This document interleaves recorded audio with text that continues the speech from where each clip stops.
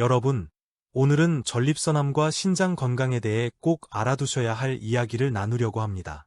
이 내용은 의학 지식이 없으셔도 이해하실 수 있도록, 그리고 특히 시니어 분들께서 미리 알고 대비하실 수 있도록 최대한 쉽게 말씀드리겠습니다.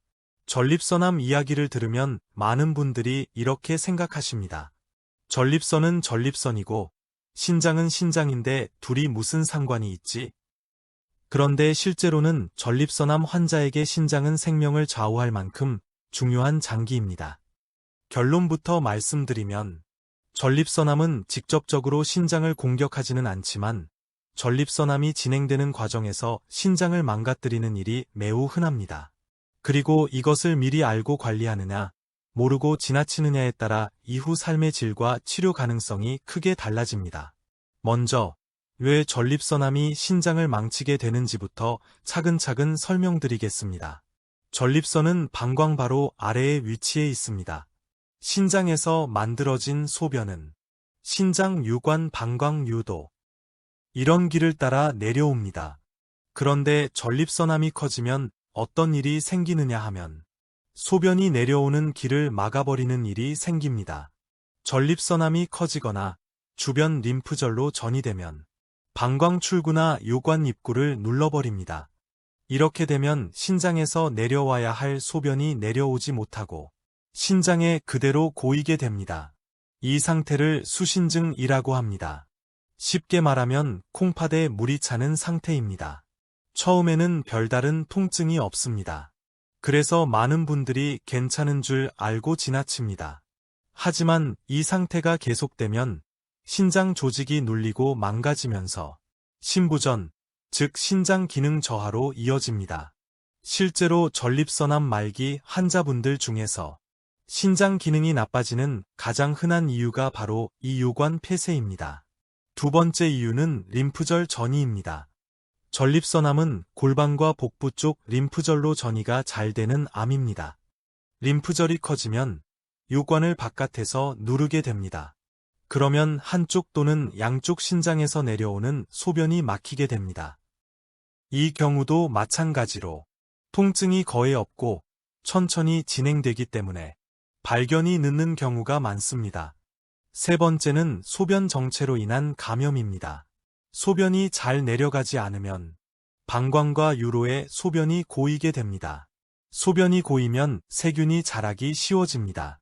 그래서 요로 감염, 신우신염, 이 반복적으로 생길 수 있습니다.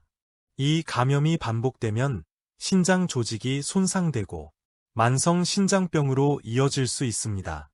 네 번째는 치료 과정에서 생기는 간접적인 영향입니다.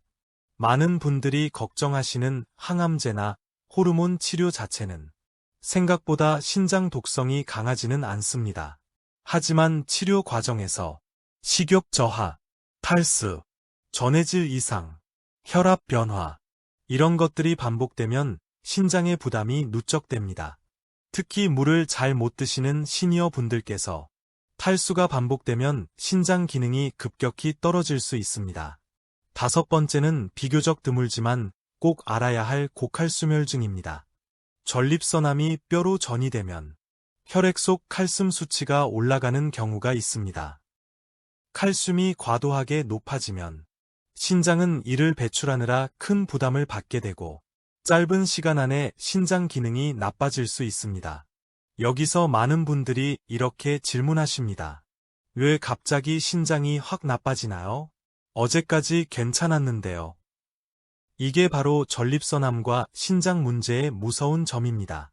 초기에는 통증이 거의 없고 소변도 어느 정도 나오고 일상생활도 가능하기 때문에 괜찮다고 생각하게 됩니다. 그러다가 요관이 양쪽 다 막히는 순간 신장 기능이 며칠, 몇 주 사이에 급격히 떨어집니다.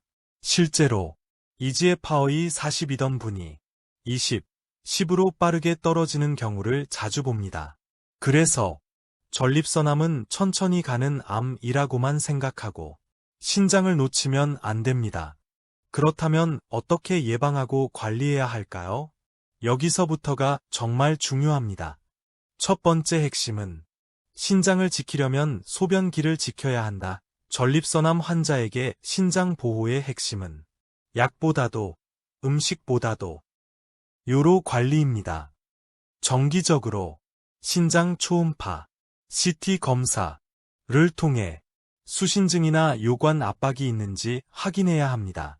그리고 다음과 같은 증상이 있으면 절대 참고 넘기지 마셔야 합니다. 소변량이 갑자기 줄었다. 밤에 소변을 너무 자주 본다. 옆구리나 허리가 묵직하게 아프다. 이유 없는 피로감과 메스꺼움이 생겼다. 이럴 때는 나이 들어서 그렇겠지 하지 마시고 바로 병원에 가셔야 합니다. 필요하다면 유관 스텐트, 실루, 콩팥에 직접 관을 넣는 것, 이런 처치를 하게 됩니다. 많은 분들이 그거 불편하지 않나요?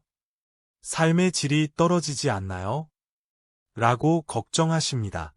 하지만 분명히 말씀드리면 이 조치는 신장을 살리는 생명선입니다. 신장이 망가진 뒤에는 되돌릴 방법이 거의 없습니다. 두 번째는 수분 섭취입니다. 여기서 오해가 하나 있습니다. 물을 많이 마시면 좋다. 이 말은 절반만 맞습니다. 한 번에 많이 드시는 것은 좋지 않습니다. 신장에 부담이 됩니다. 중요한 것은 하루 종일 조금씩 꾸준히 드시는 것입니다. 대부분의 전립선암 환자분들께는 하루 1.5리터 전후가 적당한 경우가 많습니다. 단, 심장이나 신장 상태에 따라 다를 수 있으니 의사 지시에 따라 조절하셔야 합니다. 탈수는 신장을 가장 빠르게 망가뜨리는 요인 중 하나입니다. 세 번째는 약물 관리입니다. 시니어분들께 특히 강조드리고 싶은 부분입니다. 피하셔야 할 대표적인 약이 진통소염제입니다. 이부프로펜, 나프록센 같은 약들입니다. 관절 아프다고, 허리 아프다고 약국에서 쉽게 사드시는 경우가 많은데 신장에는 매우 위험할 수 있습니다. 또한 한약, 민간요법, 검증되지 않은 건강식품은 신장에 큰 부담이 될 수 있습니다. 비타민도 마찬가지입니다. 특히 비타민 D, 칼슘제는 의사 지시 없이 고용량 복용하면 위험합니다. 병원에 가실 때는 드시고 있는 모든 약을 비뇨기과와 신장내과에 꼭 알려주셔야 합니다. 네 번째는 감염 예방입니다. 소변줄이나 카테터를 사용하시는 분들은 관리 상태가 정말 중요합니다. 미열, 오한, 몸살 기운을 가볍게 넘기지 마십시오. 요로 감염은 신장을 직접적으로 망가뜨립니다. 다섯 번째는 전립선암 자체의 조절입니다. 암이 안정되면 요관 압박도 줄어듭니다. PSA 수치, 영상 검사, 이런 것들을 꾸준히 추적하는 이유가 단순히 암만 보기 위해서가 아니라 신장을 지키기 위해서이기도 합니다. 여기서 꼭 드리고 싶은 현실적인 말씀을 하나 드리겠습니다. 전립선암 환자에게서 신장 기능은 생존 기간과 직결됩니다. 암이 있어도 신장이 유지되면 치료를 계속할 수 있고 약을 쓸 수 있고 삶의 질을 유지할 수 있습니다. 하지만 신장이 무너지면 치료 선택지가 급격히 줄어듭니다. 그래서 전립선암 환자의 관리 목표는 암만 잡자가 아니라 암과 신장을 동시에 지키자. 이것은 비뇨기과 혼자서도 신장내과 혼자서도 어렵습니다. 두 과가 함께 관리하는 것이 가장 이상적입니다. 마지막으로 정리해서 말씀드리겠습니다. 전립선암은 천천히 가는 암일 수 있습니다. 하지만 신장은 조용히 빠르게 무너질 수 있습니다. 통증이 없다고 안심하지 마시고 소변이 조금 나온다고 괜찮다고 생각하지 마시고 미리 알고 미리 검사하고 미리 조치하는 것. 이것이 가장 큰 예방입니다. 이 이야기를 들으신 여러분께서 본인뿐 아니라 주변의 가족, 지인, 친구분들께도 꼭 한 번은 전해주셨으면 좋겠습니다. 전립선암에서 신장을 지키는 것. 그것이 곧 삶을 지키는 일입니다. 경청해 주셔서 감사합니다.